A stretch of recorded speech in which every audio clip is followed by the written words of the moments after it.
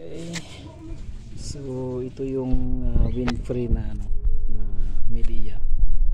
Para siyang robot yung panga niya. Ngayon ginawa ko na ito nung nakaraang buwan, magdadalawang buwan na. Ito yung hininang natin yan. Ito, ngayon ang nangyari, tumawag yung customer, tumutulo daw. Ngayon napansin ko dito sa portion na to na puro na siya yellow. So undercharge siya, yung tiningnan ko. Lumipat na naman ngayon dito, nagkaroon ng langis, tapos niligtis natin na yun. Ngayon nitro tayo. Yan. So andito, lumipat na naman dito yung butas. Pero bago ko ito hinawakan,